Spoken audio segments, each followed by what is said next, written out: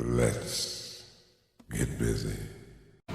We're recording. It's podcast time here at Baxter's 942 in the Highlands. My home away from home.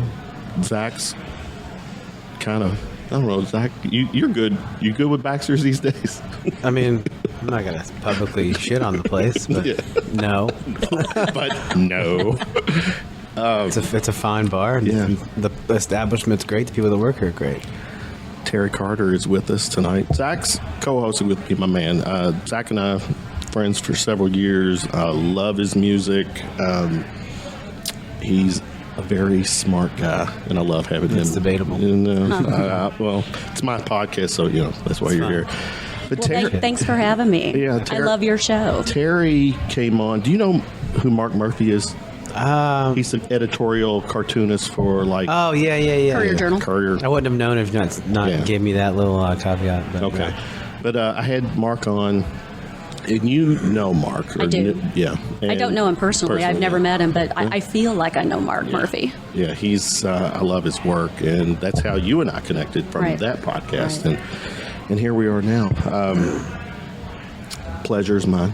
Thanks for having me. I'm a fan of your work, of your posts, Twitter. You're active on Twitter, too. I'm a little too active on Twitter. I wanted to get more work done in August, so around the end of July, I had my husband change my Twitter password so that I could have a month off. Because I knew that I couldn't do it myself. I knew that I would sneak back in there. I got a lot done. Not scrolling the Twitter all day. Yeah. But at the same time, it was lonesome.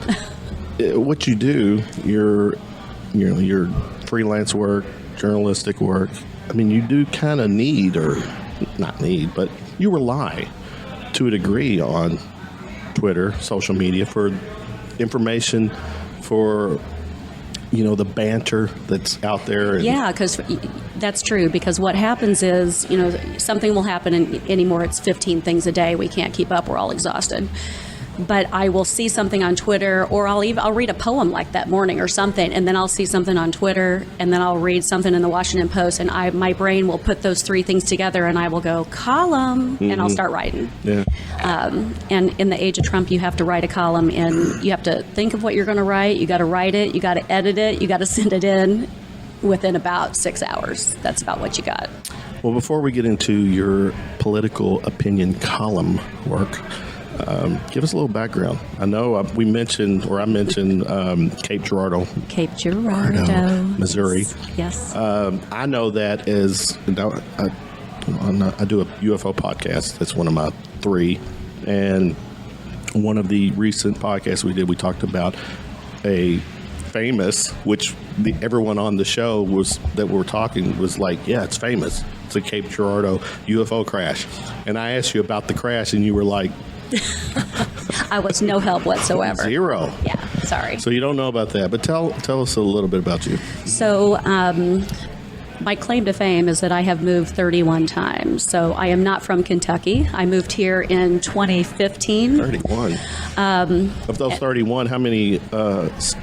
31 different states? No, so 31 houses or apartments or little shacks, whatever you want to call them. How many states? 7 states. Okay. So I've made my way around a bit. And I was thinking about that today with regard to with voting and how difficult voting is here. The whole 6 a.m. to 6 p.m. on one day thing. And it's interesting when you move around to see how much easier it is to vote in other places. So my last post of where I came from, I moved here from Northern California, and I lived there 10 years. I voted in person 1 time. Because in California, they send about 6 weeks or so in advance of any election. They send you a whole packet with all the information on all the candidates. Because they give a shit. Yeah. They want you to vote. Yeah. Imagine they want you to vote. And for the record, this is a totally unfiltered thing, so definitely speak freely, because I'm going to. So how did you land in Kentucky? Yeah. So our son went to UK. Okay. And then he got a job. Go Cats. Go Cats. I think it's more of a... It is, but I can't do that. Ma'am. I'm very bad at this, very bad at it. That's why we have you here. So our son went to UK, and then he got a job after, and he stayed, and he loved Kentucky. Mm-hmm. And, I'm from Cape Girardeau, as you said. My husband's family's from Evansville. My daughter lives in Chicago, and here we are way out on the West Coast. And we were literally one 4th of July, I think it was 2014. We were grilling one hot dog each on the 4th of July because we were home all by ourselves with no family, no kids, nobody could come visit. You and your husband? Yes, Okay. and we were like, why are we out here all by ourselves? You couldn't like splurge for 2 each? See how sad we were? Oh, yeah. I told you we were sad, Kevin. But that just got us thinking about how long we would be in California, aside from the crazy expense that it takes to live there. I mean, we just knew it wasn't long term. Crazy. So we started looking for a place back here. We found a little place in the country. We bought it, and not planning to move here right away. And then my husband got cancer. Oh, shit, man. And he is What fine. year is this? When was this? 1st of 2016. Oh, shit. Or 2015. So found out he had cancer. He's fine now. Oh, good. But, that was a year of surgeries and prep and recovery, radiation, recovery, et cetera. And this was while you were here? While we were kind of transitioning. Okay. And he just said, I don't want to work anymore. I think I'm done. Well, good for him. Yeah. So we sold our place in California and moved permanently to Anderson County, Kentucky, and here we are. So you were the Anderson County. opposite of the Beverly Hillbillies. You were. Yes, we went the opposite direction. So I saw, Zach, you're from Bardstown? Yep. So you're right up the road, Yeah. so to speak. Yeah. I grew up. I started out in Oldham County, and then I finished my high school in Nelson County. Okay. And then as soon as high school was done, I was out of there. Yeah, See ya. yeah. Came to Louisville. Came to Louisville. Here you are. Not really a big city by any means, but it's not Bardstown. Got enough. It's not Bardstown. Got enough. Hey, I thought about it when we were driving in today, and we had all the traffic, and I'm like, I don't have traffic in Anderson County. What is up with yeah, this nonsense? You will if you go to Lexington. Yeah, not quite the same. You just got to hit Nicholasville Road at like 4. Yeah, Nicholasville Road at like 4 or 5 o'clock, or go by the airport when Keeneland's in session. Oh man, that's like the There worst. you It's go. the worst traffic. There you go. Mostly because there's just like no highway system really in the city. New Circle Road. That's it. That's it. The end. And you have like your main road. Yeah, I don't frequent Lexington unless a ball game or something. Oh boy, let me tell you, you catch Lexington at 4 on Yeah, I've a heard Thursday when school's in session. Heard the stories. My God. Yeah, I hear they have sports there downtown. I don't know if y'all have heard that. Kind of They do interesting. things They, down there. they do have Cats, traffic. AP, number 2, basketball. saw that. So, yeah. Are you a basketball, football fan? Do you sports ball? Yeah. I'm not. It's bullshit. Well, this is over. So I'm so very sorry. I can only keep up with so many things, guys. I feel that. But nowadays, it's nice. It's a break. It is It's a really No, nice to fucking talk break. about sports once in a while. No, like I'm looking forward to watching the World Series. That's going to be Yeah. great. I know it's on TV. It's not here, but at least there's a little something. And in fact, switching to a little political thing. I was saying to somebody today, the Nationals are playing for the first time, and you think, well, hey, the president can go to the. He can throw out the first pitch. Yeah. I would pay to see that. My dad's a Trump supporter, as you know. And Yeah. So's mine. We were just talking about how the other day we were talking. He was like, "Man, isn't this nice?" I was like, "What?" He's like, just not talking about politics. And I was like, "Yeah." I was like, it feels is he great. a hardcore Feels real good. Trump supporter? Yeah, but he So doesn't you talk all- about politics with me because Oh. he doesn't get in. Like, my dad is like one of those like newly into politics, and Trump just Okay. spoke to him. You know what I mean? As Really? opposed to some, he's one of those like. I mean, like a sign from God Trump's kind of not thing? no, hell no. Bless his my dad heart. is not close to the Lord at all. But he, Mine wasn't either, but he loves the Trump. yeah, my dad's just really into Trump. I think mostly because my dad identifies with him in an odd way. And I could say the same thing because my dad was definitely for Trump and stopped speaking to me for about a year and a half Yeah. or two after the election. Right. Wow. And because not only do I Jesus. not like Trump, but I write about politics. Yeah. And I write a lot about my personal life and my family relative to those politics. So we just kind of stopped talking. And but this is the same. My dad before Trump, I don't recall ever talking about politics in the house growing up. Never. No, me either. Never. And even when so I- it was kind of a shock to me. Yeah, and my first election was in 2004. I voted for John Kerry. I was still in high school, and I've voted in every election, state and federal, ever since. But my dad never we never talked about politics. He liked Obama fine. He didn't really care. But when Trump came along, there was just this new demographic of people who were like, yeah, Trump speaks to me because he talks the way I talk, and he resonates because he's not like a politician. Not new. I think we're finding out that that's not new. That demographic has always been there. It's been enabled. They have like a true face. Exactly. Yeah, I mean, they used to talk at the coffee shop. Now we talk out in the open. Yeah, this is like everything this is like Rush Limbaugh, on steroids. Hey, Rush Limbaugh's from Cape Girardeau, Missouri, my hometown. Is that right? It is. It is. Rub shoulders or cross There paths? was no, but he started his radio show the year after I graduated high school, so I think about 1984. Okay. And I remember that show, and I remember that it was smart and it was sassy and it was a little irritating, but it wasn't nasty, like it wasn't mean. And I don't know when that transition happened. I'm guessing about the time he figured he could make real money. But growing up, I remember, in my early 20s, I remember the Rush Limbaugh show being like, hey, it's Rush, and he's from here, no big deal. Right. And now he's Rush. And now he's a big deal. He is a big deal. And it's terrifying. Yeah. But now he's amplified even more than radio because of social media. Exactly. True. And the internet. Exactly. Yeah. I had a conversation the other day with someone who's a big Trump supporter, and, we were talking about this demographic that it's always been there. I mean, you think about this country is pretty fucking racist, and racism is as American as apple pie, baby. I know, and those guys can get to come out and be themselves. And I said something along the lines that you do realize probably 99% of all racists voted for Trump, and they immediately, this is Trump's work. Are you calling me a racist? I'm not a racist.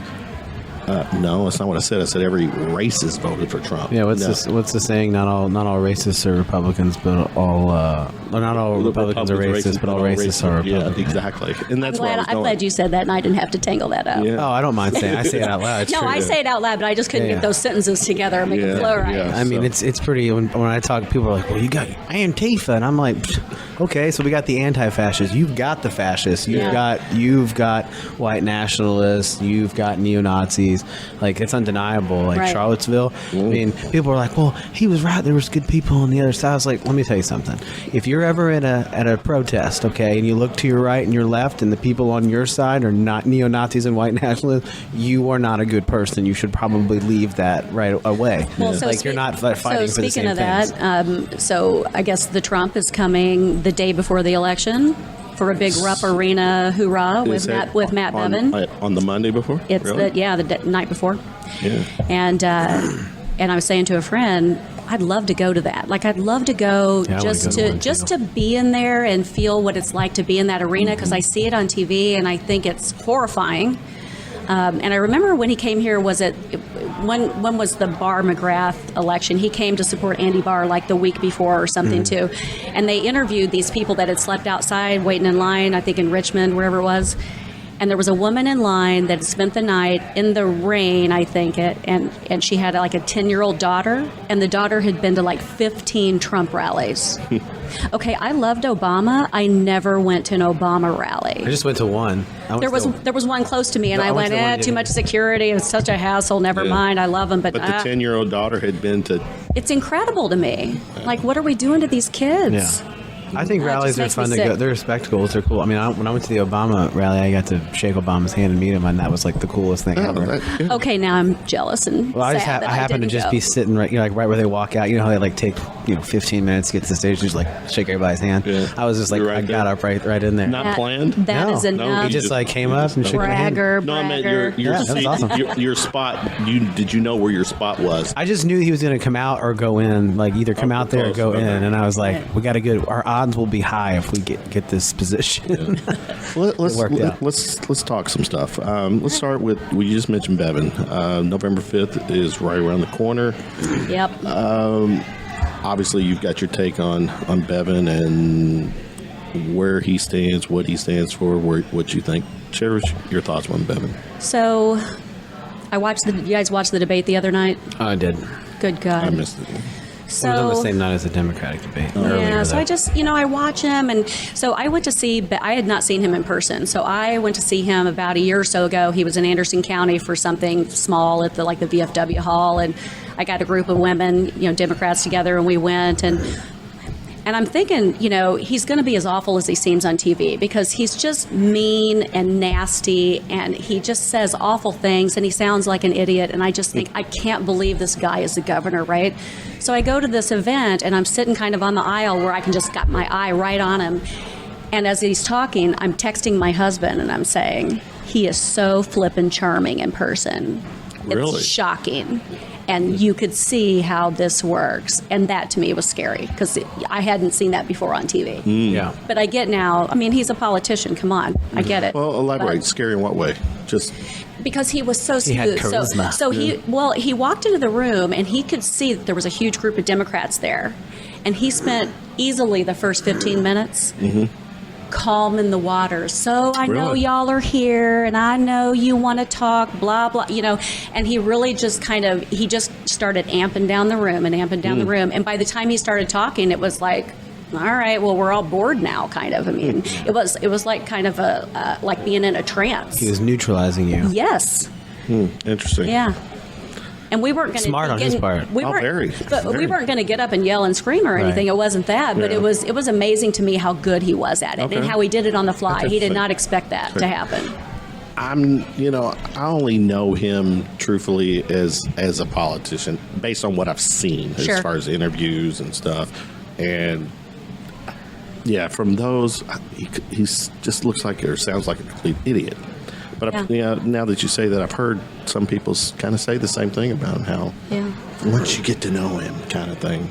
What is your take on Bevy? What do I think about him? Yeah, I think he's an asshole. well, keep going. I love Zach. Yeah, I think he's an asshole. I think he's condescending. I think he's not from here. He doesn't Well, understand. he's not. Well, yeah, no, I right? said he's not from here. Yeah. Oh, yes.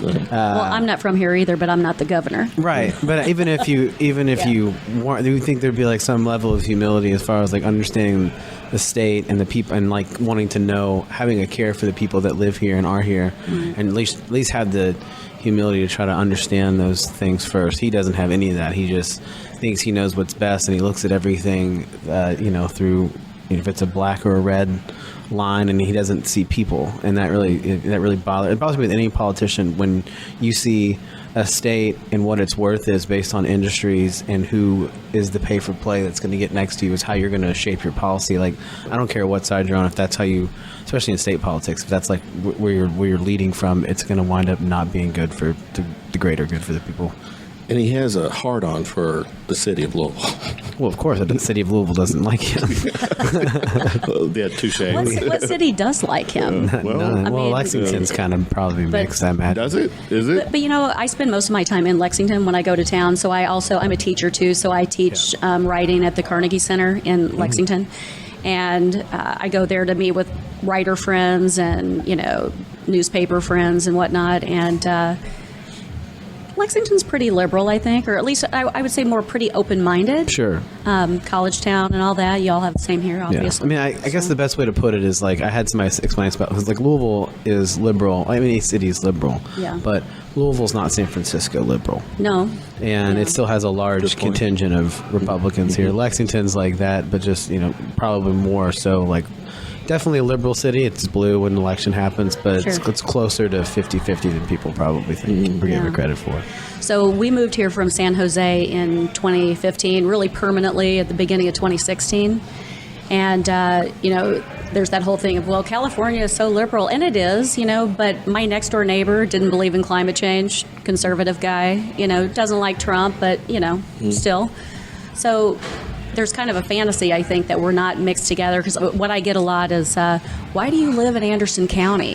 Why don't you move to because I get a lot of flack for living there, and why don't you move to the city? Move to Lexington where we actually want you, and to that I would say we can't all just live by everybody that agrees with us. I mean, one of the things, like you were saying, you flip through Twitter and that gives you these ideas, and what gives me ideas is living amongst the conservatives in rural Kentucky and having, like, I got in an argument this morning with a gal at the grocery store about a trial I sat through yesterday. and maybe not an argument, maybe more of a debate, because it didn't get too hot before I left. How did this come up? Did you? She said, "Hey, how you doing?" And did she know you? Yeah, and know you personally, or just from? No, she knows me personally. Okay, right. And I said I sat through this trial, and we had a little disagreement on the outcome of the trial. But that happens, and so I feel like I'm in a constant state of, if I go, like I was when I first started writing about politics, maybe a couple months in, I was at the vet putting my dog to sleep. And there was a guy standing behind me, and he's like, "You that lady writes for the paper?" And I'm like crying, I've just put my 13-year-old lab to sleep.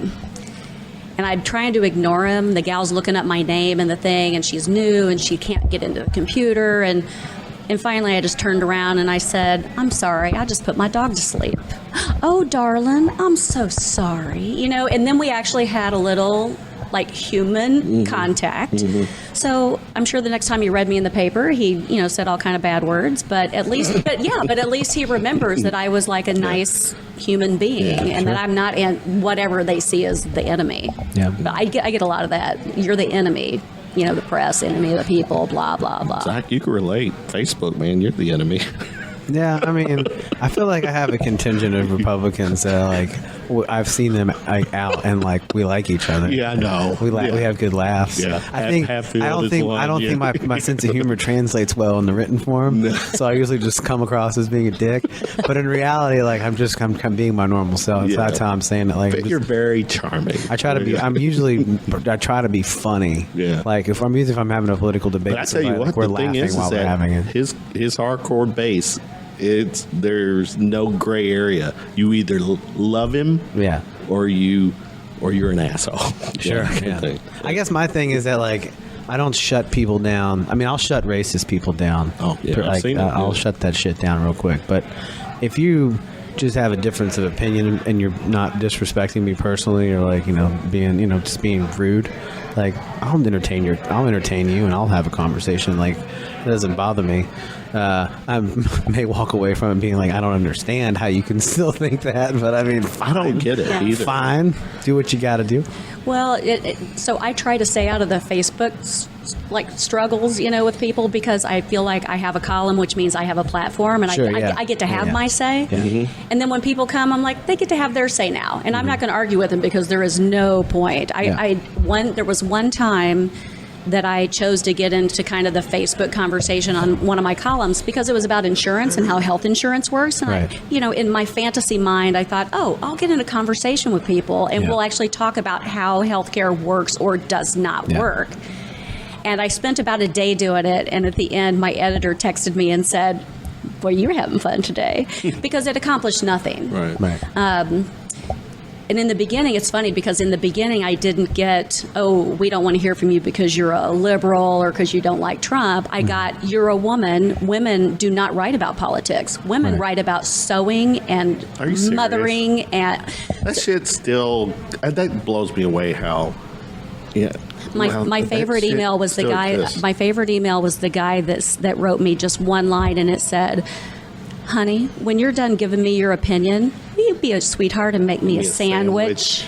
Oh, hell, we haven't heard that before. Good one, Delmer. They're all original, right? Yeah. But but I got a lot more of that. Like, you're a woman and you're not from Kentucky. Sit down. Mm-hmm. So it's been interesting to. Thankfully, I've found some good people who've taken me under their wing to teach me Kentucky politics because I don't know Kentucky politics. Sure. I know a hell of a lot more than I did. Mm-hmm. Some weird shit out here, Kentucky politics. But it's fascinating. It is. It's fascinating. Yeah. Have you been out to Fancy Farm yet? You've seen that spectacle? I have not been. It is a gym. I've heard that. I mean, why do I need to go to a Trump rally? I just go to Fancy Farm and have some fun. Fancy Farm is just like a really. I mean, I can't speak to other states and how they do their things, but it's like every candidate has to go in front of everybody, right. And you're getting booed, like people are heckling you, and like that's a part of it. Like the more you get, like you have to embrace being heckled. That's where Moscow Mitch came from. I should have worn my Moscow Mitch T-shirt. That chant originated for Fancy I know, Farm. and it took, and then it took 3 months to get a T-shirt. Yeah, while he was mid-speech, they said that, and it stuck. Yeah, and it stuck. And he loves it. I think. At least I'm pretty sure it came from Fancy Farm. It did. You're right. It came from Fancy Farm. pretty sure. Don't quote me on that because I could be wrong. Okay. I might be making that fact up. I don't want to get accused of being fake news. But not being. So the other part, though, I'm not being. Put it out Mr. It could be wrong, CNN, but I feel good about Zach it. Anderson Cooper. But the other thing about not being from here, I also get why don't you leave? If you don't like it here, because we're Trump territory. You don't like it, move. And I'm like, I've moved 31 freaking times. Where do y'all want me to go? I hate that. To number 32. Yeah, apparently. But the advantage, there's the big disadvantage to moving around a lot. You're a new kid in a new school every year, and I didn't move because I was a military family. I moved because I had a poor single mom. But all that moving and all that getting used to the bullies you run into, and you don't have anybody to sit with at lunch, and all that kind of adds up. And now, I've moved for work. I've moved for my husband's work. We moved here to be closer to our family, and I'm just happy to be in the mix. Marc Murphy, do it real quick. Hey. Princess Leia. Do you like it? Zach Longoria, Marc Murphy. Yeah. What's up, my man? Didn't mean to interrupt. Thank you for inviting me. I don't want to be the fifth wheel. Yeah, no. We're having a good time. You want to pull up a chair? Share a mic? Sit. Yeah. Chat away. I with the podcast, I don't have an agenda, and clearly people just showing up and we're just shooting the shit. I'm going to digress a little bit. Well, not digress. We're just a topic I wanted to bring up because it's so fucking sad that we're dealing with shit like this in 2019. Which one? Which one? Yeah, I need you to be more specific. This is the one where in Sevier County in Tennessee, the somewhere Warren Hurst, he's got the name tag in front of him where he he actually says we've got a queer running for president. The white man has very few rights. Do you see that? I love that he's got a toothpick hanging out his mouth. That's my favorite part of that. Look, video. y'all, this is the people that think like that are not the majority of Americans, and I refuse to believe that because this dipshit who somebody gave a microphone at a town hall decided to say that he's a representative of a large group of people. He's representative of some people, but he's a moron. And yeah, in 2019, to even think that, I'll give you an example. I met somebody like this guy once, and we were talking. It was about the time that we were there was the whole equal rights campaign. I can't remember what the bill was called, but it was basically when we legalized gay marriage. And he said very just like normal, like he'd said it a million times. He says, first it's gonna be gay people, and then what? What's it going to be? We're going to let people marry animals? And I go, well, that's ridiculous, right? We're talking about two human beings getting married, not a human being marrying an animal. What are we even talking about here? And he's like, well, you just never know. It's a slippery slope. I'm like, no. Slippery slope. There is no slippery slope here. What we are talking about is that two adult people of whatever sex they are or they claim to be, being able to legally bind themselves together to have all of the shit and all of the heartache and horrible things normal married people have. God didn't make Adam and Eve, or I met him and Steve. He made Adam and Eve. Yeah, who cares? Why are and a lot of Republicans, and I know a lot of the young Republicans that are my age, young Republicans. This is a non-issue. How old is that? Gay rights is not an issue for them. They don't care.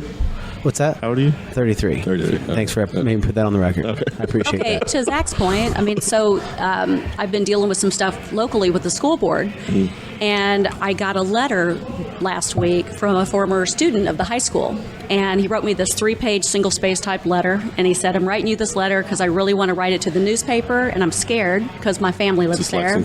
No, in Anderson County.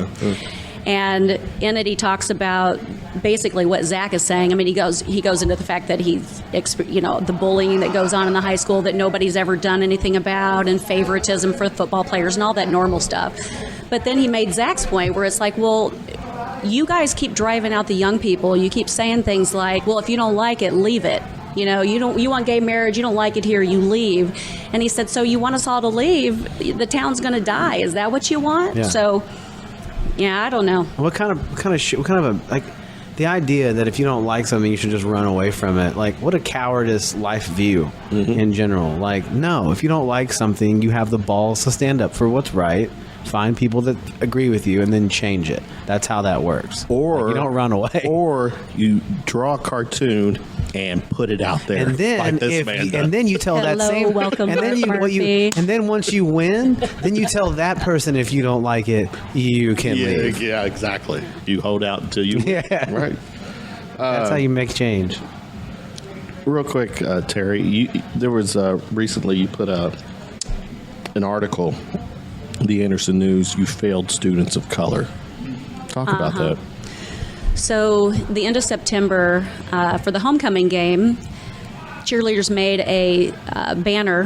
This is Anderson County. This is Anderson Right. County High School. Okay. All right. And they made a banner that said, "Make America Great Again, trump those Patriots," because they were playing the Patriots. We'll play on words. And they, that's what they said. See Learn what, about see what they They're- did there. They're very, very smart. So they thought this would just slide by. So I get a picture of this the next morning, and I'm flying home from Boston, and I just sat down and wrote a piece about it. And people were surprised that anybody had a problem with it. Well, it's on its face. The legal claim by the guy, the lawyer for the school board said facially, it's not a political statement. I'm like, facially, it is a political slogan made by a guy that half of us can't stand. Right. So tell me again, this isn't political. So they sloughed it off, and a bunch of people wrote letters to the school board and the superintendent. Nobody responded. I had one school board member respond to me with a joke about Joe Biden, and then she told me to lighten up. So I forwarded my whole email chain to the school So superintendent. once your needle went to the red at that moment. Correct. I said, I'm done. And then I went to the school board meeting the other night, and there was a Hispanic woman that stood up behind me and made a statement, and she was crying through the whole thing about how she doesn't feel seen, how her daughter goes there now, and she's scared for her kids and all this. And when she was finished, I'm not joking, this whole school board and the superintendent sat behind her and said, "Okay, next, the budget for the soccer field is next on the agenda." Totally blew up. It's like, what the hell is that? Yeah, wow. So I had to write about it again for this week, and it's people keep saying, "Let Are it you go." public enemy number one in Anderson County? I might be close. Okay. I might be close. Because you don't mess with the school board or the superintendent, because it's the most powerful person in town. Is it really? Because everybody's kids go there, the grandkids go there, small county, everybody works there, or your brother works there. It's the largest employer. Aside from the state. The school board is the largest employer of in every county except Jefferson County, maybe Davis County, and Fayette. They have a lot of power. Okay. I never looked at it that way, but So this is the advantage of not being from there. I don't belong to a church there. I don't have family there. I don't have kids in the school. I don't have a business that I have to keep going. So I'm free. I get to say. So the fun part of my job is I get to speak for the people that can't speak. I'm curious, have you ever received death threats or Yes. You have? And yes, And graffiti shit, is anybody like vandalize property or anything to that effect? no, but that's how I got to know the county attorney. Was in the beginning I was getting death threats, and I called her and said, "What the hell do I do with these?" And Tell me she was sympathetic and was we're willing. very good friends now. She's a great lady. Good deal. But it's amazing. But once they figured out I wasn't leaving, it took about 6 months. The death threats stopped. Really? Okay. But I get a lot of pushback when I write about women's choice and immigration. Man, if I write about immigration, they lose their minds. I'm sure. Yeah, I want to just add something to this story about because I read this story, and I was one of the people that. So you read her story and didn't realize it? I don't know if it was your story or just a story about Fair enough. the incident. All right. I can't remember. the banner, the now infamous banner. Yeah. So I had my initial, and this is how do I say this as least controversial as possible? Don't stop. I need ratings. I need a sound bite. Well, because it kind of differs from your opinion. My knee-jerk reaction was like, who gives a shit? Okay. There's bigger things in the world, and this sign, like, it's not offensive to me. But then you got to think about symbolism, and that's what I was going to talk about this. And like, but symbolism is so relative. So symbolism for one person can mean, it doesn't mean the same thing for everybody else. So as a liberal looking at that symbolism could mean something totally different than what it means for somebody who's a Trump supporter there and what they think. So for those kids, it's hard for me to look at them and be like, these kids are assholes, because No, and it wasn't about the kids. Sure, So my issue was not with the banner or the fact that the cheerleaders made it. My issue was that the adults who were in charge did not know better than to say, maybe not such a great idea. Sure. And then I was going to let it go. But then afterwards, I got the lawyer statement, which was absurd and insulting. It's in a real lawyer statement? Yeah, saying that. From their lawyer? From the school board's lawyer that said it wasn't a political banner. Okay. And I'm like, who are these people? And then after that, they just kept it going, and I'm like, "You guys just want to keep this going? I'll keep going with you." I guess my point where I was going with that was just that I feel that like a lot of these smaller issues, and I don't not to mean to minimize the impact on that community that they probably had, but I mean like the way it gets picked up in the national narrative when these stories catch on, is that it comes across as petty, almost, because we're starting all these small fires to fight to try and beat a monster that's way bigger than it. And while we're debating and bickering over these small things, all these major things are taking place. And liberals are constantly being judged. Our merits on what we complain about are being judged only on these small fires that we're putting. Snowflakes. Yeah, and like all of these different things. So it's like, I feel like we die on a lot of hills on the left. And we've got to be better at having tougher skin, and we've got to be better at fighting what's the most important and sticking to that, even when things are frustrating. I think that's a great point. But here's a perfect example, though, of not knowing whether or not you do have to die on every hill. Because we're not dying on hills over trickle-down economics. Oh, sure, yeah. I'm willing to die. I know exactly where you're going with this, and you're not wrong. We're not dying. We're not even dying on climate change. Sure. Right now, we're getting fucking mowed down. The United States, as an official entity, is being investigated for war crimes. There are at least 2,000 young children who the government would concede in a deposition under oath will literally never be joined with their parents. And HHS knew that at the time they were separated. So my point is this. As an example, to your point, today, the President of the United States intentionally used the language of lynching to describe what would happen perhaps to the next Democrat president who fell against the voters. You could let that go, and to your point, and I think it's a wonderful debate to have.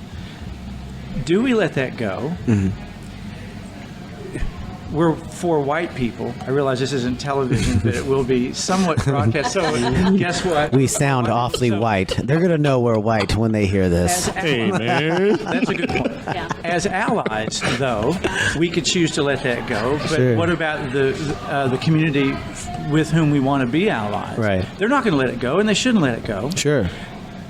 And yet that sounds like a hill not to die on, because in the meantime, the President of the United States, while we're talking about lynching, is refusing valid subpoenas. Sure. And holding himself and his administration above the law. And the Ukraine diplomat or the ambassador who completely just said that all the things we believe to be true, in fact, all that happened. And Mulvaney. Yeah. Not fake news. Like all of those things. You're 100% correct. And that same president said, and I shared that story of him saying the lynching thing. And was I outraged? It's hard to be outraged at this point, but no.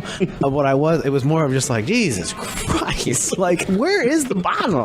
But I think that's a great where is it? I get the point too, but I think we all are fighting whatever battles we have the energy to fight, frankly, and I don't know. I kind of don't know what do you let slide? Yeah. I mean, do you let the lynching thing slide? Do you let the 2,000 kids slide? Well, I'll tell you what, the lynching thing slide? I mean, you got somebody like Lindsey Graham who. How long is Lindsey going to last?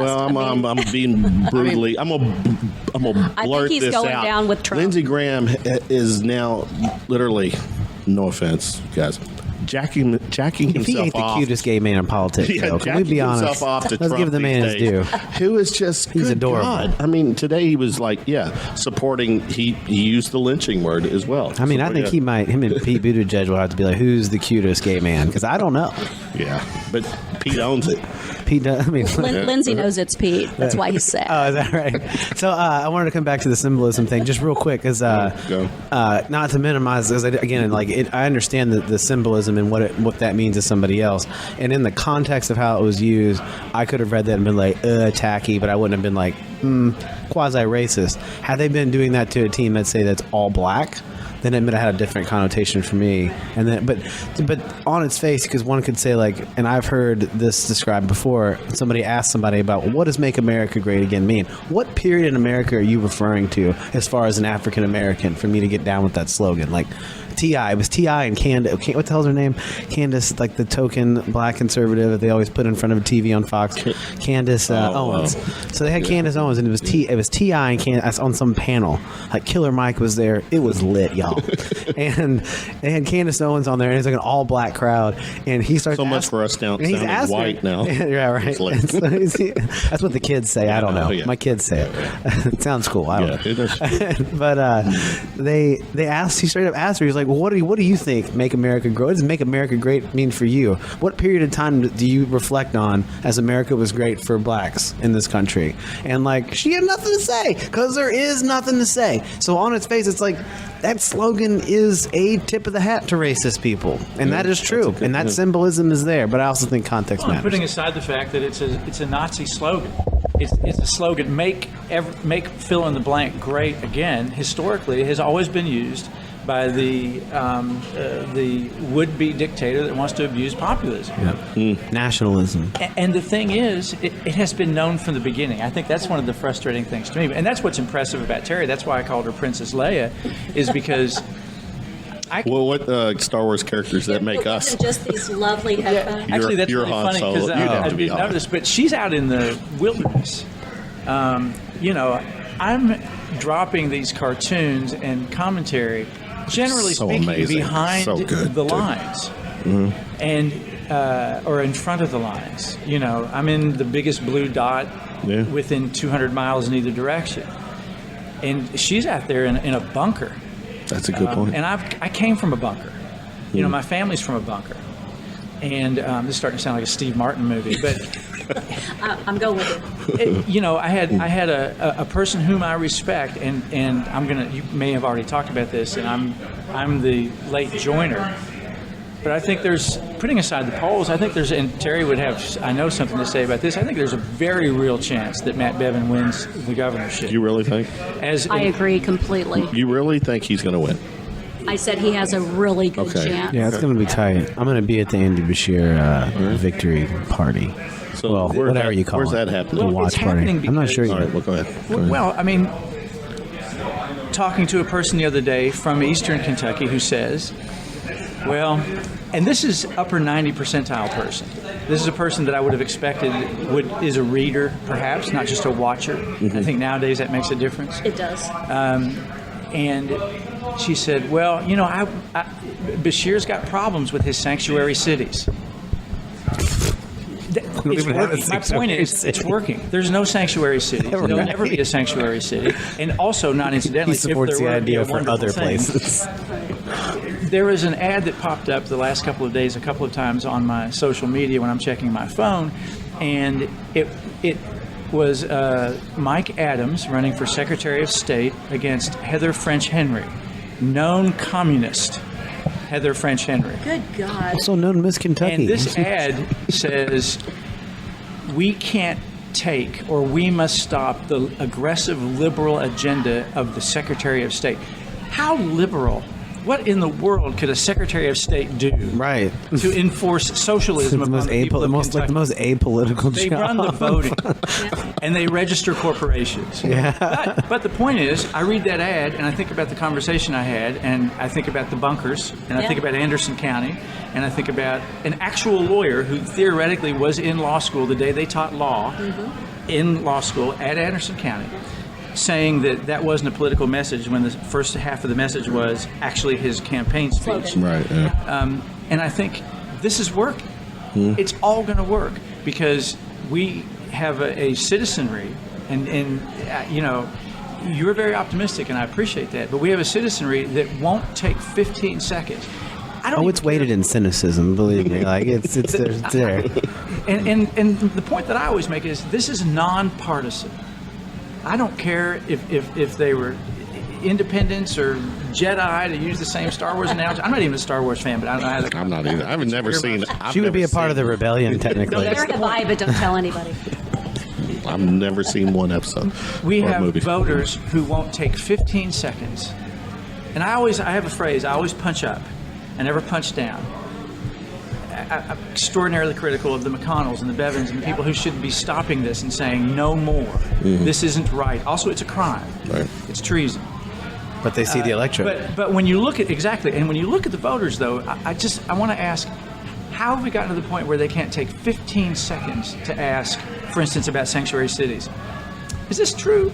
Is this true? Yeah. Is there this really true? even Yeah. a sanctuary city in Kentucky? No. Oh, I'll just look. There's not, right? They would say it's a slippery slope, Mark Murphy. You know it's coming. I want to touch on your point, though. Like, when Trump first got elected, those first year and a half, like, Republicans were super critical. Republicans were critical of a lot of things that he did and spoke out about it quite a bit.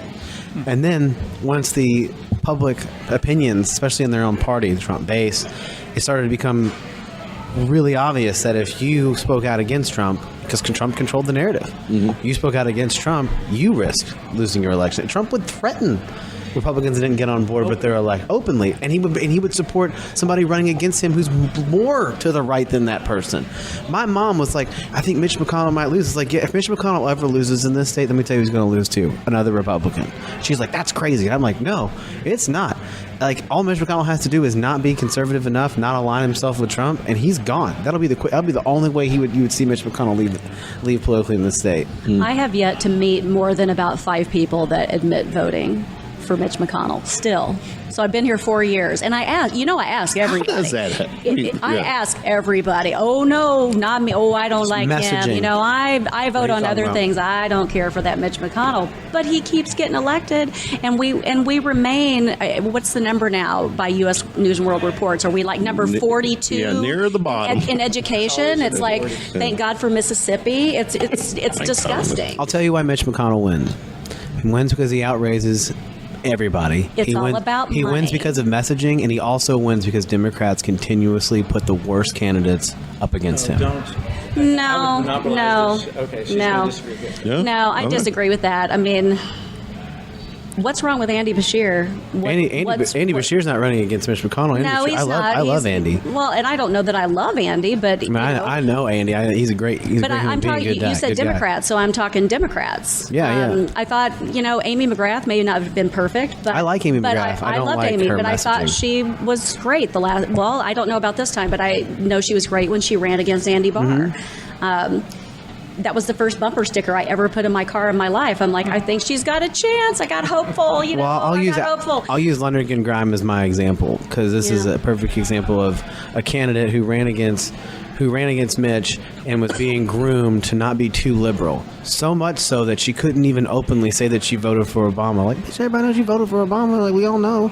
Say it. Say it out loud. I voted for Obama. I stand against your agenda. But she didn't. She played it safe. And that, to me, weak.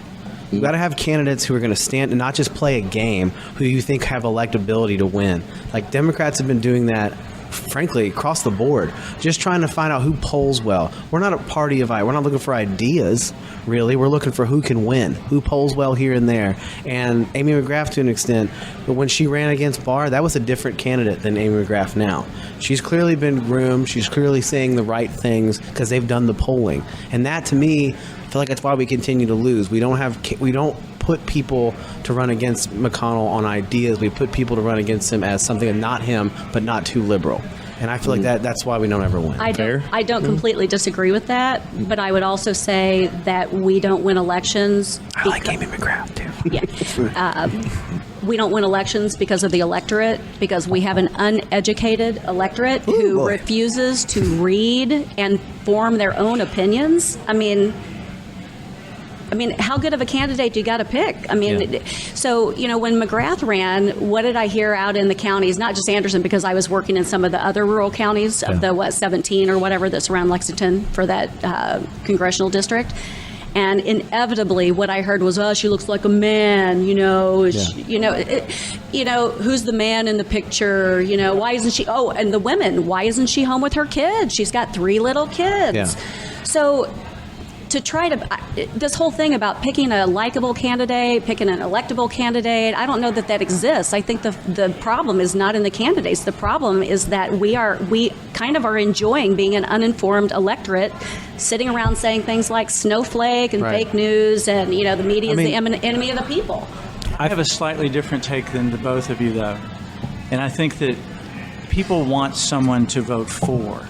Sure. Yeah. They want to be inspired. And the Republicans, who do an awful job of governing, actually inspire. Now, they inspire in horrible, sometimes now immoral ways. Sure. And they play on fear. But they actually give people somebody to vote for.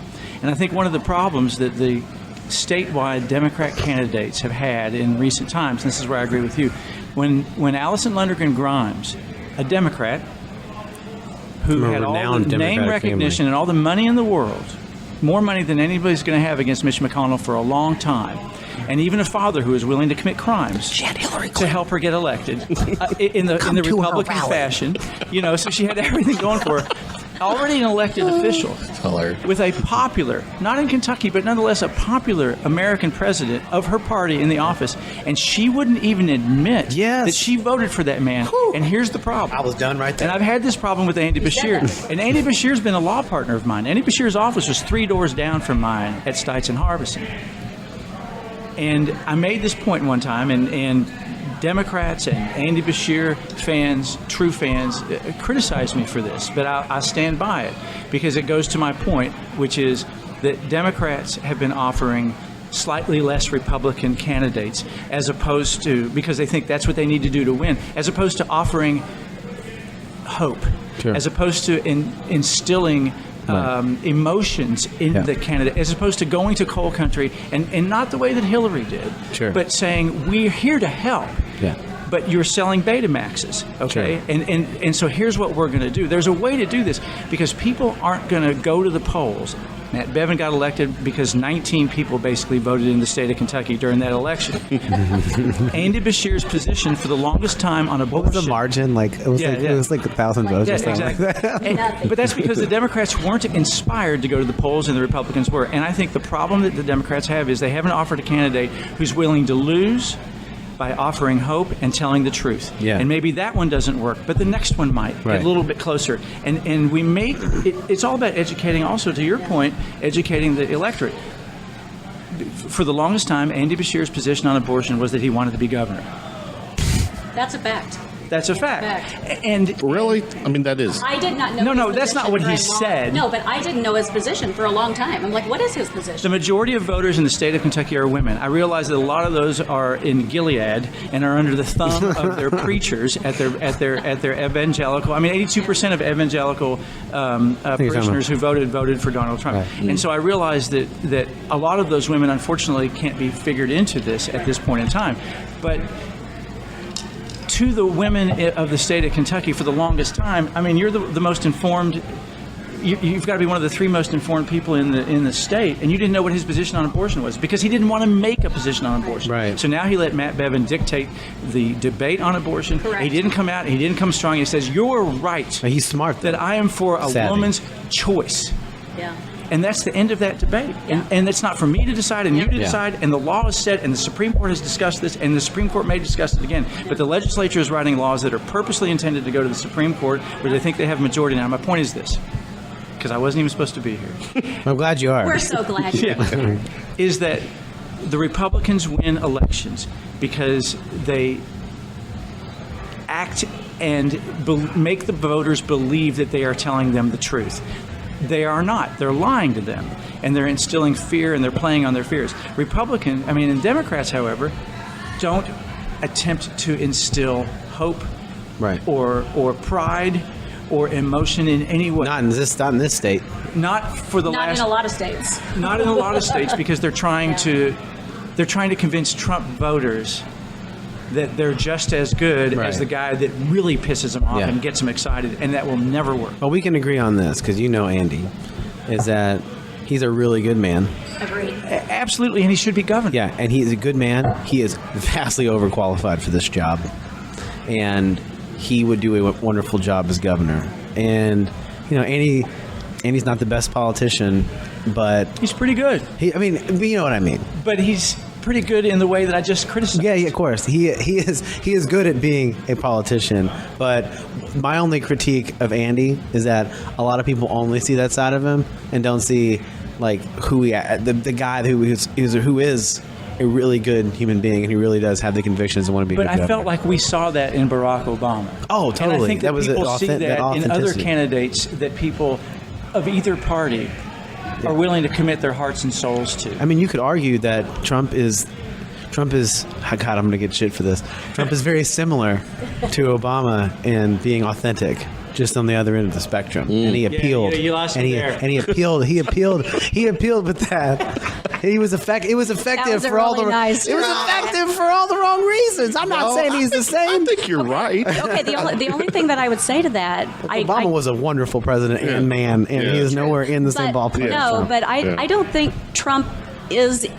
Obama was a real person. I don't think Trump is a real person. I mean, I look at him. What he does every day is he looks for a way to win something. Mm-hmm. What am I going to win today? Am I going to win the news cycle? Am I going to win Putin's friendship? Am I going to, am I going to win Lindsay saying something great about me on TV that'll run for 2 days? I mean, Maggie Haberman at the New York Times said he lives in 10-minute increments. He is not. That's not a real human being. No. He just tries to survive every 10 minutes. Yeah. And to Mark's point, But you know what that Obama equates had, to? But what Obama had was Obama was willing to lose, and that's Mark's point: is that if you are not willing to lose, and if you're backed by a big PAC with a bunch of money, Right. you're scared to lose because all these people are counting on you, and I guess there's some fear in that. The notion- but that's what the problem is. The notion that Obama was a far left liberal is hilarious to me. Like, arguably one of the most pragmatic presidents we've seen in modern politics. Maybe, I mean, Clinton was pretty much preset the economic collapse single-handedly, but that's another TED talk. and killed civilians with drones. Oh yeah, Correct. Yep, He was sure not did. perfect. He Obama was not perfect. And we don't have, and like being president's a hard job. You know what I mean? And you have to make some decisions, and I'm sure the decision he had to make both were shit. He was like, well, Mr. President, you can either take troops away from this war zone and we can use drones, or you can leave them there and you can have, their deaths. So, I mean, like, I'm sure there was a lot of decisions like that, and you're always going to piss somebody off. It's a hard job. But at no point did I ever feel like Obama ever went to work thinking about not doing the best he could for everybody. Agreed. I loved Obama as president, but I wasn't always happy with him. Sure, and same, when I yeah. wasn't, I was willing to say it. People I knew were willing to say it. The shocking thing with Trump is that it's not the president. It's a cult. I mean, lawmakers can't speak against him. Trump voters won't speak against him. I mean, I had a lot of debates with people that voted for Obama back in the day about things we liked or where he wasn't progressive enough. A lot of the time, he was playing it too safe. Right. You don't hear that in Trump land. You Yeah. hear whatever he says, and sanctuary cities in Kentucky, I guess. I don't know. Well, here's a question for the group. I'm taking your job. I'm sorry. There you go. See what happens. Well, as you remember from our conversation, I grew up in radio. My dad was Speak. So no, you guys will both appreciate this. My mother was an accordion player, and my dad was a disc jockey, and a they hell of met a on combo. TV. So it's awful. Here's the question: why doesn't, and why shouldn't, perhaps, Barack Obama, who, although many hated him and many say the reason we have Donald Trump is because they so hated having a black president that it was a reaction to him. Nonetheless, with the political capital that he has and bringing Democrats back to the voting booth, why doesn't Barack Obama buy or have somebody pay for him for a half hour of TV time as a former constitutional law professor and an editor of Harvard Law Review and President of the United States, a United States Senator, and spend a half hour telling America and making it clear that it's not about political party, why this president of the United States is the most dangerous thing that's happened to the United States since the Civil War. Yeah. And is the answer no? And I'm not projecting an answer. Is the answer because it would have the opposite effect, or is he saving some political capital for some other reason? I don't know. But He's why got to not? be saving. He's Why got to be not? saving capital. I mean, Good question. there's really no. What other reason? I can't At think this of point, another what are you reason. saving it for? I don't know, to be world The end- president? The end of the United States. World president? Can we have one of those? Well, Yeah, I think that's true. Trump What thinks is he- that what is that he job's waiting out for? there for him. I can't think of one thing. What do you think of that? I don't know. It's a lot to unpack there. Yeah, I think Obama was one of the most influential leaders of my generation, and maybe of any president in the last, since JFK, maybe last 50 years. I don't know. But as a lawyer, it bothers me so much because it's the rule of law. Right. yeah, And as a military veteran, I swore an oath to defend the Constitution. Every one of these senators Yeah. swears an oath to defend the Constitution. Right. They are no longer defending the Constitution. Right. It's obvious they're defending a man. yeah, it's very clear. Plus, slap a couple of bars But I think it's because of Amazing Grace at the end of it and call it a day. yeah, right. That's a Amen. good point. Yeah, I mean, there's no question that there seems to be a complete look the other way about what's going on, even when it's so overtly wrong and right there. Like, we've had everything when it was, well, it wasn't a quid pro quo, and then it's absolutely a quid pro quo, and in fact it was a perfect quid pro quo. And let me tell you something else, there's nothing wrong with it, it's not illegal. And then Get over it. and then it moves to Mulvaney. Well, we do quid pro quos all the time. It's a quid pro quo type job. You got a quid pro quo. Like, it was no big deal. And then the Ukrainian ambassador, the ambassador to the Ukraine, comes out and he basically says, oh yeah, there was quid pro quo, just quid pro quo everywhere. We were just shooting quid pro quos just out of our eyeballs at people. Couldn't stop doing it.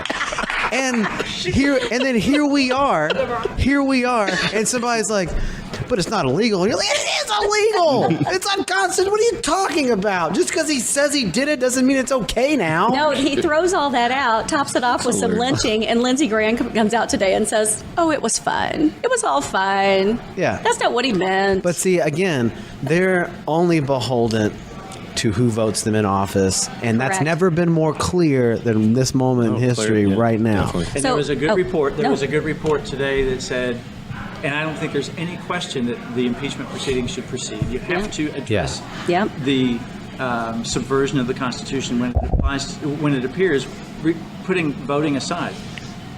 But there's an argument, and I think that I understand this, and you'll probably understand this more in Anderson County, that the impeachment proceedings will serve to benefit the Bevins and the Trumps of the world. Oh, totally, without question. Emboldens their voters. Yeah, it Yeah. does. I mean, it the makes only- them feel they need to protect something. The only We're really out to get them. The only shred of hope that we really have is that the polls that Fox News did were correct. That 50% of Americans are for removing the president. That the number, I think, I was reading some stats on this. They were showing stats on like the impeachment inquiry that happened under Nixon, and now in the polling that was done from initially, I think they said only like 19% of Americans were for impeachment when it first happened, but by the end of it, it was something like 70%. Trump started out the gate in the 40s, and it's actually increased in Republicans. Republicans went from around 19 to 30, Yeah. 30s, but now it's 50% overall, and it's not just that they think the inquiry should still go on; it's that they think he should be removed now. So that gives me some hope, but you just never can put too much weight in those polls. You know what I mean?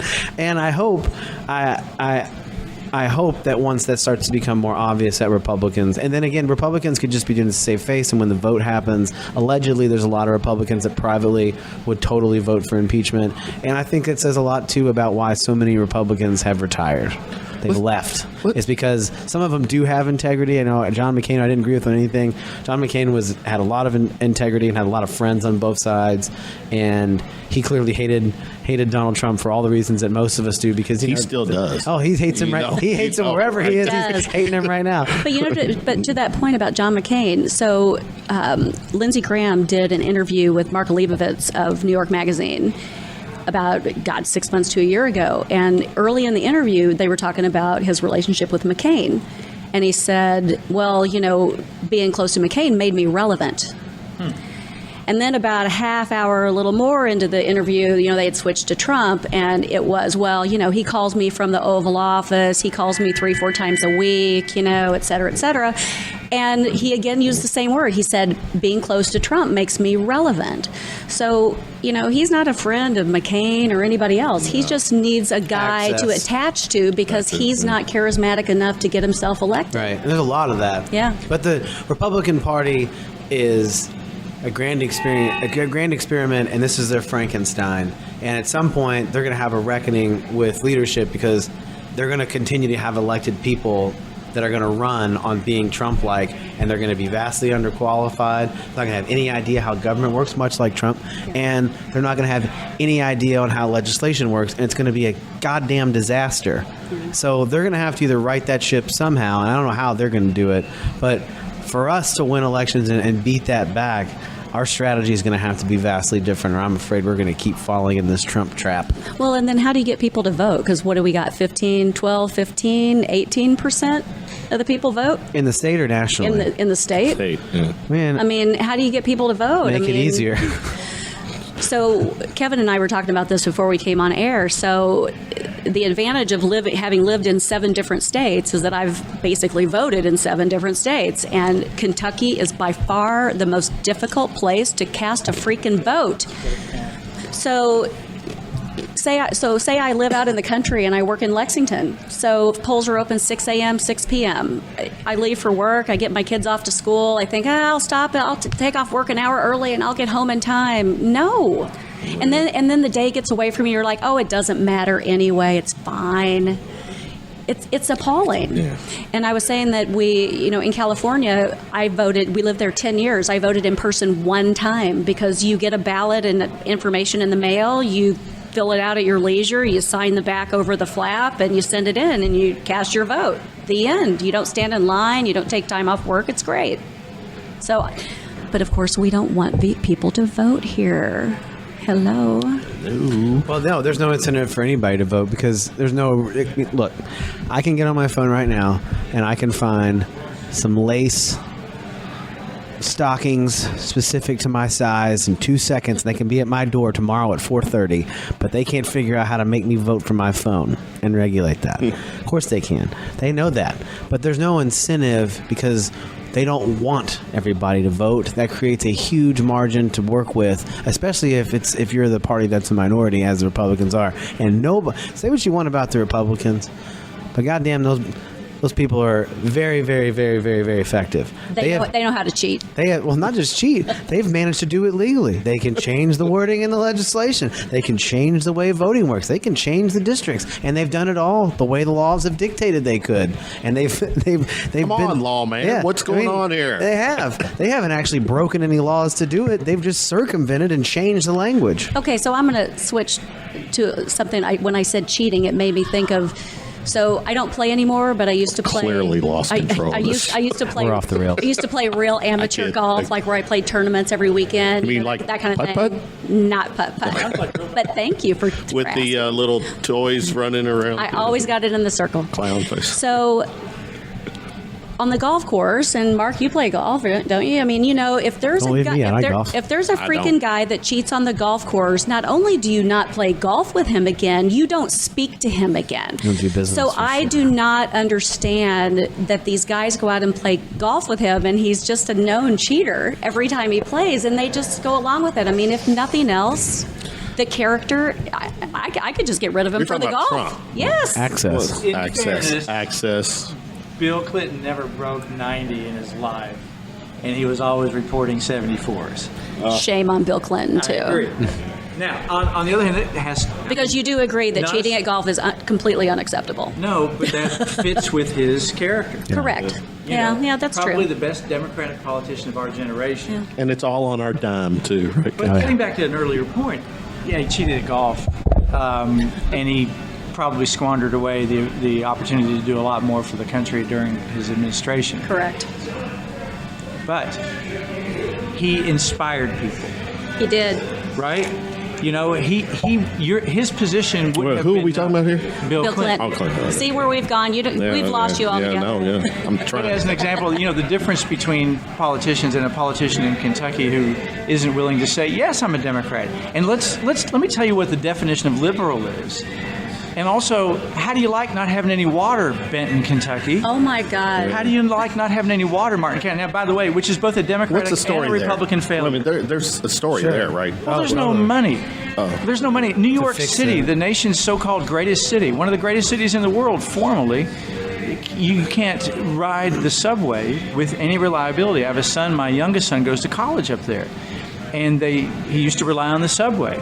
And now I'm getting Uber. I have to pay for Uber, and I have to pay for taxi cabs because the greatest city in the United States, formerly, until they shut down CBGB's and turned it into a Patagonia, the federal government won't support, because our federal government doesn't support the subway system in New York City in the same way that our federal government doesn't care what happens with the water in Martin County or in Benton, Kentucky, Flint, Michigan. or Flint, Michigan. And ever since George Bush first shouted, "Read my lips, no new taxes." Now watch this drive. And Grover Norquist, you know, started raising money for for Republicans that wouldn't raise taxes and opposing anybody that would. And Democrats in the states like Kentucky and Arkansas and Tennessee fell behind that. Yeah. We don't have any money. True. I mean, the fact is, the water lines in Benton, Kentucky could be repaired. We're theoretically the wealthiest nation on earth. And we can't get water to our citizens because there's no money in the tax coffers. This gets back to the citizenry who's not educated and also doesn't understand the tax system. When we lived in Minnesota, I lived in Minnesota when Jesse Ventura was elected. I know that makes you guys all very jealous. The body. Love that guy. But, he's but when badass. Jesse was elected, we had a surplus. What a governor. We had a surplus. And Jesse decided he was going to give every citizen $300 back. And how they came up with that number, I do not recall, but I'm sure it was something ridiculous. They gave all the money back, and guess what? A year and a half later, deficit. Oh, my gosh. So it's just incredible how nobody wants to pay taxes. But meanwhile, we don't have the subway system. The roads are for shit. I mean, So- what are you going to do? This is a great segue to get back to Trump. We're talking about strategy. This is where liberals need to start having some strategy, is that Trump's economic policies are absolutely going to fucking tank the economy. Nobody's talking about how he ran the deficit up through his 2 years, just shy of what Obama ran the deficit up his first 2 years. The core difference being that Obama inherited an economy in recession, and he inherited an economy that was fucking bursting at the seams. Not only does he run up a deficit in the same amount of time, he slashes taxes and increased spending, and nobody is talking about that. That's not if you're exactly a half the Republicans in fiscal Congress. conservative, like, where the fuck? Who are you voting for? Like, what?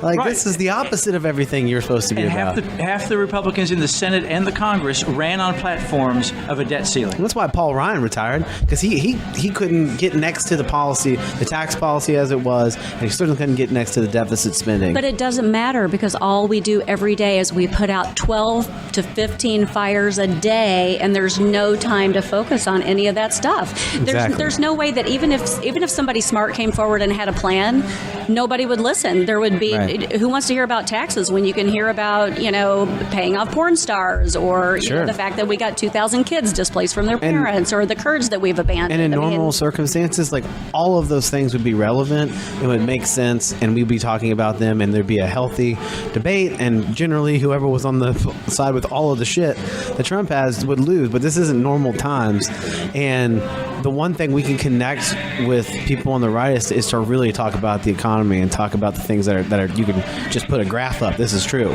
Like, you want to talk about most people don't realize that Obama presided over 7.5 years of economic growth and of unemployment decline every year for 7 straight years.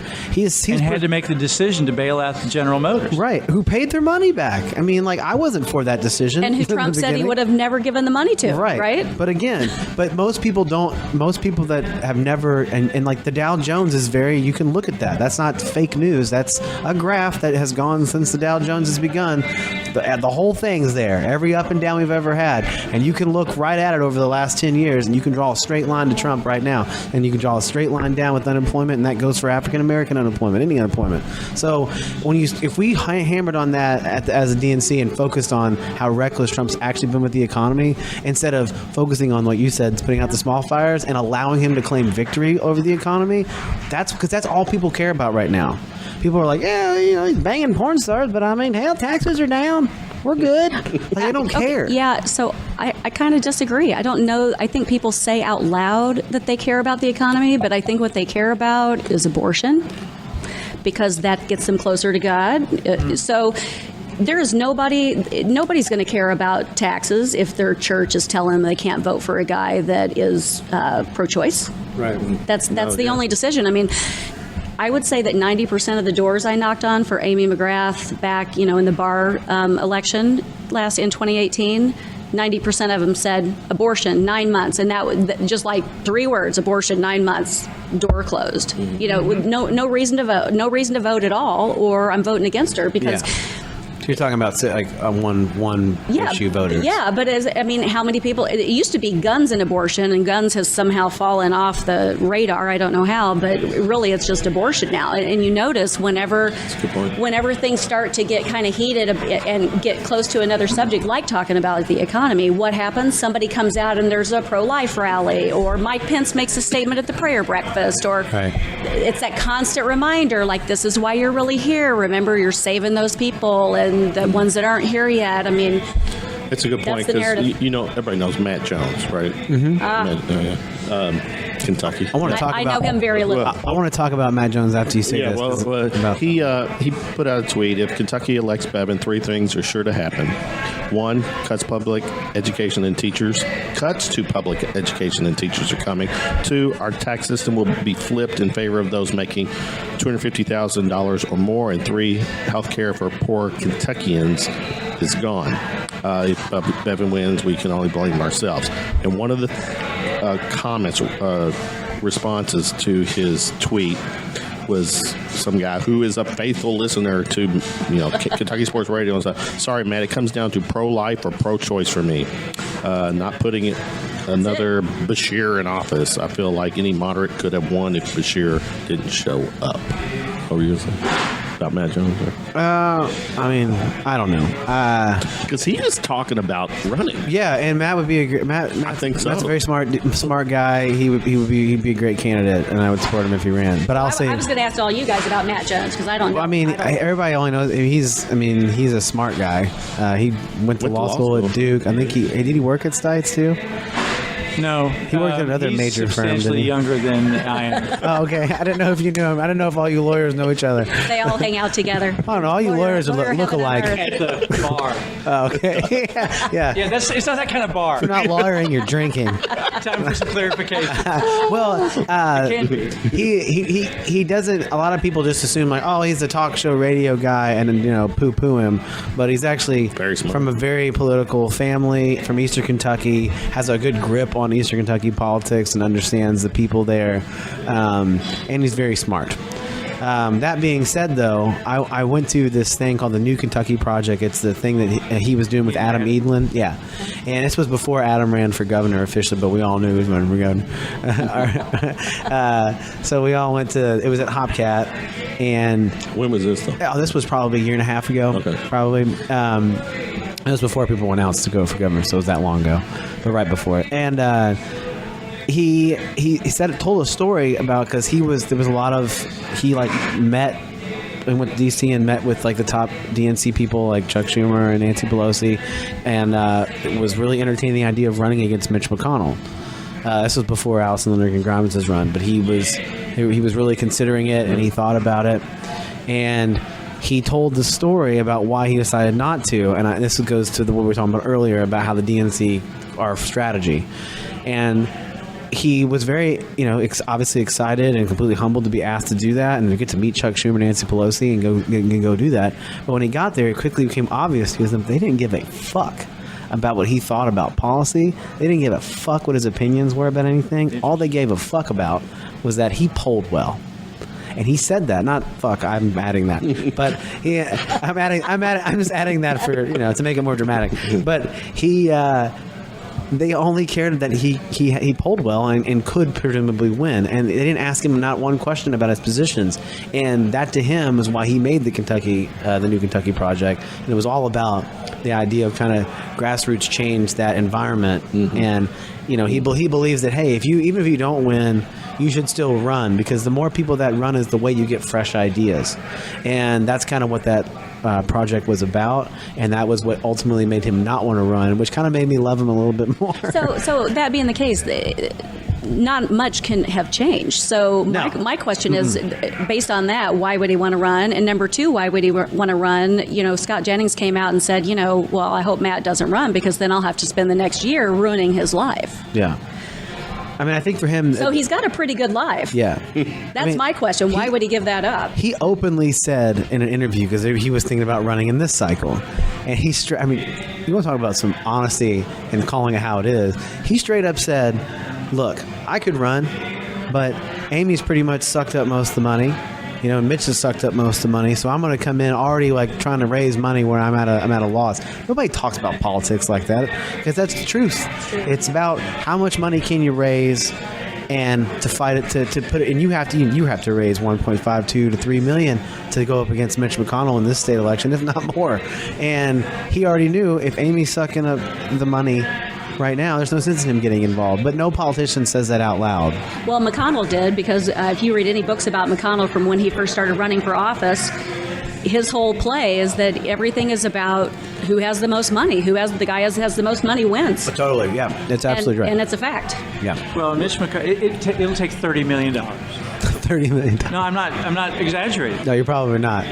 Because Mitch McConnell is willing to lie on TV every night for 3 hours in saturated commercials about you. And so one of the things that you have to decide if you're going to run against Mitch McConnell is, are you willing, because unless you have $30 million, you can't rebut everything that he will say about you that isn't true. Right. And he's not going to debate you. Yes. He's never going to debate you. Right. Because he doesn't have to. No. And so and he created this with campaign finance and the idea that a multinational corporation that in its corporate life has never been loyal to the United States and makes all its money overseas is still exercising freedom of speech by giving you an unlimited amount of money. And so that's why his campaign finance efforts earlier in his career have paid off now. Yeah. Because he quite literally, I think, can't be beat. Unless they can finally show that the Ukrainian money that's in Andy Barr's pockets, Andy Barr, also a former partner of mine, couldn't have picked out Ukraine on a map when he worked at Stites and Harbison, has Ukrainian money in his campaign treasury that came from contacts has to have been made by Mitch McConnell. Are you allowed to say this? That's all got to come out, doesn't it? Are you allowed to say this? This is public knowledge. Okay, all right. If any money raised for an election is public. Okay. So Mitch McConnell supports the Andy Barrs of the world, especially in Kentucky, Right. because I don't think Andy Barr is a monster, and yet either you are a monster or you have suspect money from Ukrainian and Russian oligarchs in your campaign treasury for you to take the positions that you take. Correct. There's no other way around it, and that's the only way that Mitch McConnell comes down. All right, I got to switch gears. I want to, as we're winding down here, I've got to bring this up. All right. A new twist to the 2020 election for the DNC. Hillary Clinton suggesting that Tulsi Gabbard is a Russian asset. What was your take on that? I'll start with you. My take was that I found it very interesting that Donald Trump decided to defend her and say that she definitely wasn't one. Because he doesn't defend anybody, but he came right out. Look, had that just been said by Hillary Clinton, I'd have been like, that's probably bullshit. But the moment Trump was like, she is definitely not a Russian asset, I was like, holy shit, there might be some legs. There's actually, I agree with you completely. I thought the same thing. Yeah. I would have been like, oh, Hillary, quit playing. Yeah. You know? Oh my God. Jesus Christ. And I don't care what anybody says. No thought? I don't get why Tulsi's on that stage. Unless there's a reason, right, Zach? I guess. I mean, if she's a Russian asset, she is hiding it well. But again, But as a third Trump party, came right? out. Trump came out unprompted. Nobody asked his opinion. Nobody That is cared what he right. had to Really? say, That's and he right. chose to put that I out didn't there. Catch that. Yes. Yeah. Imagine He chose to put that if out there was no Twitter. What would life be like with Trump with no Twitter? Would he just run and find a camera? I'm gonna correct you. Something you said. You said every 10 minutes Trump does this or that. It's technically, I think it's more like 15 minutes because TV ratings are like the quarter hour thing. It's commercial? Ratings. It is ratings. He is looking to win every quarter hour in the day. I believe that. I believe he plays that. the media like a fiddle. And I think he's not exhausted. We're exhausted, but I think he goes to bed every night if he sleeps and just is like, oh man, that was take great. I Ambien? can't wait to get up and start Doesn't over. he take Ambien or something like that? I'm being serious. Who knows? Which I don't know. I used to take Ambien. He doesn't look well. Let's just put it that way. Bless his heart. When I took Ambien and I didn't get my ass to bed, the shit I did after Ambien kicked in, but I was still physically moving around. I could, man. And then the next day I'd be like, what the fuck did I do? Covfefe? Yeah. Why was I on the banister? I woke up on the banister. Was I sliding down the banister? I woke up there. The back pole. Well, guys, it's been fun. We've covered a lot of things. Yes, a lot of the food groups I'm got so covered. glad my friend Marc Murphy Yeah. showed up and I finally got to meet him in person. Party crasher. Mark, though, be honest. Well, you certainly added to the conversation. I'm so glad you're here. I'm I'm a glad you fan. came too, Zach. I'm a fan. Do I? I'm glad you came. Oh, yeah, thanks. I'm glad to have been here. Real quick, though, Mark, hasn't this been, for what you do, I mean, it's kind of been kind of a godsend, right? Now, beyond the editorial stuff, I mean, seriously, imagine if it was, say, Pence was president. What the hell would you be doing right now? Oh. Your stuff would be boring. I don't know. Well, yes, it would be boring, but I had plenty to draw with Barack Obama, who I thought was a fabulous president. Yeah. It's challenging because, on the one hand, as somebody said, it's the end of irony, Yeah. right? And then secondly, because you can't sometimes make more outrageous the things that are happening that are so outrageous. It makes it harder, actually. I mean, a simple photograph or a transcript. I mean, you don't know whether the Trump account sometimes is a mock account or not, but most of the time now we realize that it is. Yeah. The other thing is it's exhausting because the idea that I would begin drawing at 1 is already either old news or superseded by something more worthy of commenting on by 4. And I draw at night, so at least I get to kind of gather things together at 6 o'clock. I mean, there's people that wake up in the morning and your agenda for the morning is to get that piece written. And guess what happens? I'm like Mark. I get the piece written. I used to be able to, not writing about politics. I wrote about other things before the Donald Trump. But I used to be able to write, think of what I want to write, stew on it for a couple days, maybe write a first draft, let it sit a day or two, then think about who I might want to sell it to, and kind of move from there. And maybe a week later, it might find its way to an editor. So I also sometimes write for the Washington Post. And the interesting thing about writing for politics for them, so if I write in Kentucky, I just write my piece in like 4 hours, like from conception to draft to final product, it is in. And like Mark says, like the next day, it's old news already. But writing for the Post, so it's national news, but what happens is I get up at 5, I start writing. I send a full draft of about 2,000 words to the editor by 11 a.m. He responds by 11:30. By 12:30, he has edits for me. By 1:30, I have edits back to him. We go back and forth all afternoon, and by about 7 p.m., the piece is put to bed, and it hits at 6 o'clock the next morning. So the piece that I started at 5 o'clock Monday morning hits the Washington Post at 6 o'clock the following morning. So even national news, and I've been writing for like 14 hours on one piece. Yeah. But if I wasn't home, so I have to then, if I have other things to do, I have to cancel. I have to, somebody else got to pick up kids or do whatever, because I can't leave my desk now. Mm-hmm. Because if I wait a day, it's old news, and now my piece goes dead. Mm-hmm. Now, this is something I saw earlier, and I'm trying. Let me fit this one in. I bet, especially now. I wanted to bring this up. This was late in the day today. Speaking of Moscow Mitch, he introduced a resolution opposing the U.S. withdrawal from Syria. What does that do for him versus the potential Trump's hire? You know, does that, or is he? I mean, is this real? I mean, is he really? Who is this? Mitch.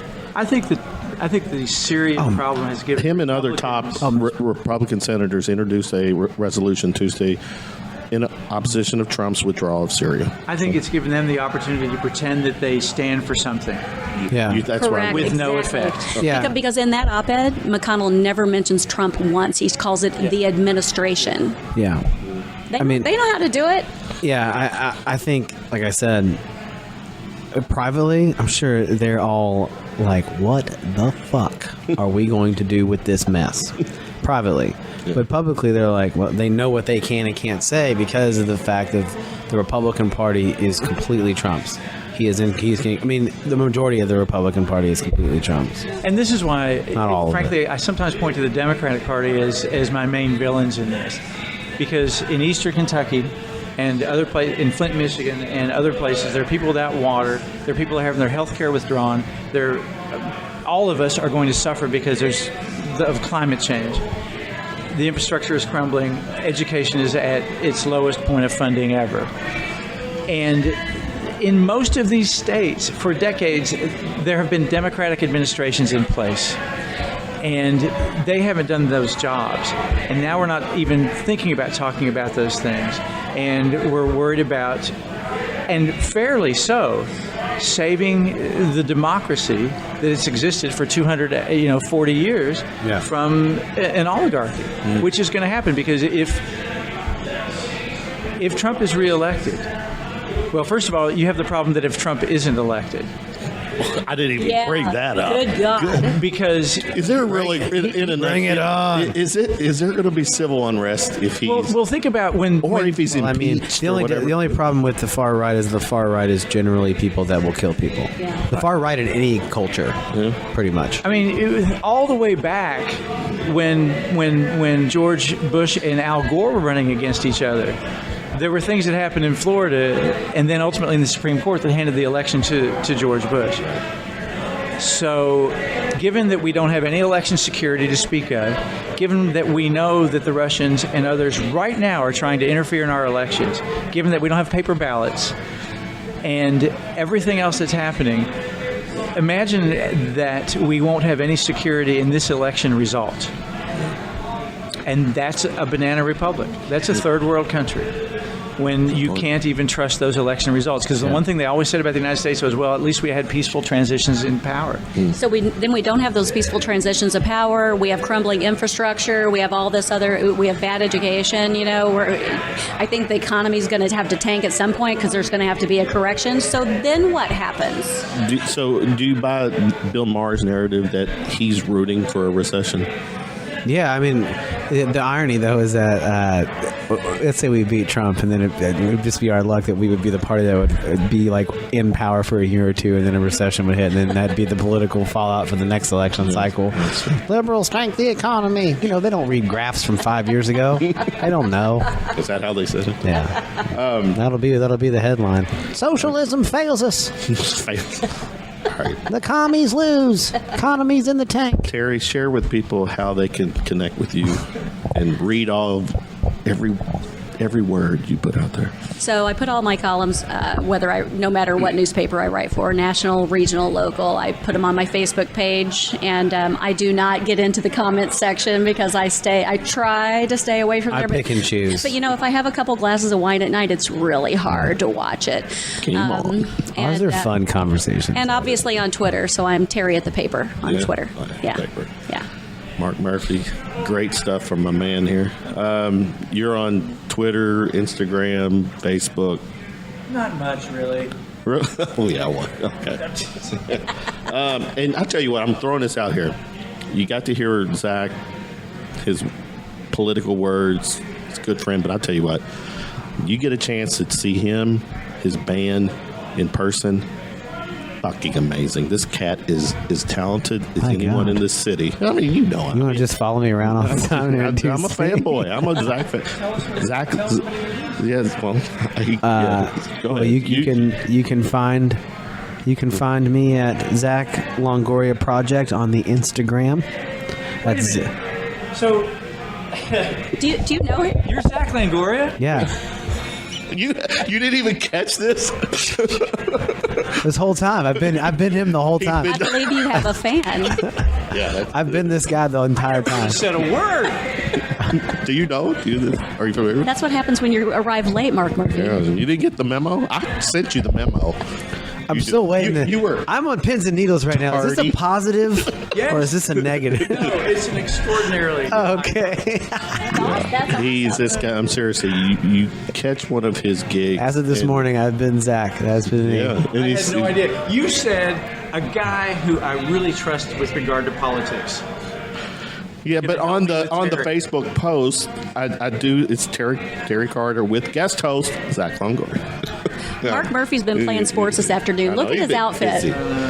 When's some of your gigs coming up? Anyway, Instagram, Zach Longoria Project. On Facebook, it's ZLP. If you want to go to the webpage at zlpmusic.com, it's got links to all the things. If you want to book a gig, ZLP or Zach Longoria Project at Gmail. When's one of your next gigs? We are currently. This is an official DL. We are working on does a lot of original music. We're working on a New Year's show. It's not official, but there's things happening. So I should know something by November. But I'm really hoping it works out. Cool. I'm so glad that you could come and have the conversation. I'm glad to be here. I haven't been on one of these for a while. I've laid low. Yes. You seem like a lay low kind of guy. Generally, I stay happy when I don't have to talk about politics too much.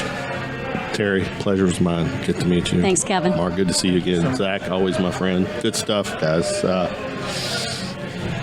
Until the next time, we'll do it again. But you didn't get to ask me what my favorite pizza topping was. I'm so sad. I do this. I have to do this. I do my little sad. rapid fire. You guys sit tight or whatever. I got to do it for her. Oh, rapid fire. Rapid fire. It's, right. I call it round of shots. You can just do a few. No, we'll do enough. First concert you attended? Rush.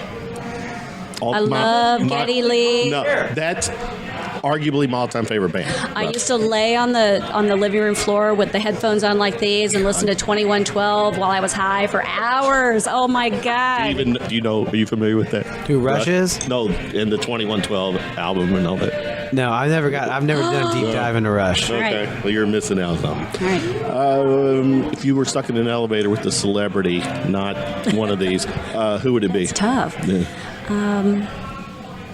You know what? I'm going to say Lyle Lovett just because I just saw him about 2 weeks ago and I sat in the second row right in front of him and I was mesmerized for 3 hours. Really? He was smart and funny as hell and charming and I'm like, yeah, I'd like to hang out with that guy. Well, so I'm going to go with Lyle Lovett. The next smart, charming, funny ask musician. me next week, it might be different. Right here.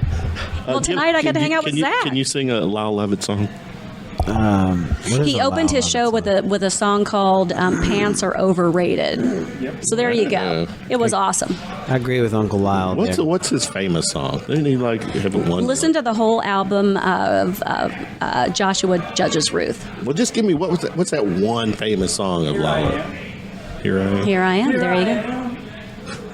Oh, I mean, I could go on forever. All right. If you had a superpower, what would it be? I would bring people back from the dead for one more conversation. So, like, I don't care if it's my grandmother who I didn't get to talk to enough because I was a stupid kid and didn't ask enough questions before she died, or like Winston Churchill. Let's have a conversation. I'd love to bring people back and just say, not only talk about their life, but incorporate it as a topic. But also, what the hell do y'all think's going on now? Marc Murphy has a picture of himself with Lyle Lovett. Really? Okay, I don't know if I like you more or less now. I haven't decided. What is your favorite pizza topping? So my favorite pizza topping, which I do not get very often because I can only find it in Connecticut, is bacon and mashed potato pizza. That sounds wonderful. It's amazing. It's Take amazing. your word on that. There's a place in New Haven, Connecticut called Bar, B-A-R, just Bar. Kind of like Marc Murphy's Bar, but a little different. A little different. Pet peeve. People who don't turn off their cell phones, the sound. I was at Always on vibrate, baby. I was at a funeral about a month ago, and people's phones are going off, and it's like, what? And then they don't turn them off, and they keep going. It's because they want to hear the song, the whole, play through, I just don't get. I mean, you got that little notch on the side. I don't see how hard it is, but if you had access to a time machine and you could go anywhere in the past to observe, you're not changing the past, the future, where would you go? the first thing that comes to mind is I would go to Florence, Italy, and I'd go to Tuscany and hang out there around 1500 when we had all the Renaissance with the great artists like Leonardo da Vinci and Michelangelo, and they were all the scientists and the architects, and it kind of changed the way we see the world. Cool. I'd go hang out there. Why not? These last three, first two are yes or no. Last one, 2 sentences or less. All right. Is there a God? Do I seem short-winded? That's a hell of a question to want like a one-answer. So- To me, well, so- let me preface this. so- These, to me, are the 3 most important questions ever. Okay, so let me say there's a line in the Brothers Karamazov, Dostoevsky, where the character says, if there's not a God, who's laughing at us? And that's what I always think of. Interesting. 2, are we alone in the universe? I hope not, because surely there's somebody better at this than we are. And We 3, are crazily inept. 3, what happens when we die? I don't know, but I'd like to sit on. My grandmother was a great storyteller, which is how I became a writer. And I'd love to sit on the porch with her and let her tell me some stories. I like that. Teri, good stuff. I don't get it. I want some. Do you? I don't get them. All I want to person. I think you've Haven't you answered those been in here? the past. He's got new answers, Kevin. Do you? You've never asked me these questions. No, I have. I think I came in on this show before you were doing all the fun stuff. Yeah, when you started to care about the people you were interviewing. I never was cared for. Is there a God? Is there a God? Yes or no? Yeah, I think so. All right. Are we alone in the universe? Hell no. And what happens when we die? Oh, when we die, we become one with the earth, and then we become a tree, and then we get chopped down, and we get mashed out into paper, and they print the Bible on us. That's my favorite answer. Circle of life. Good stuff, All right. guys. Thanks so much. everybody. Yeah. Thank you.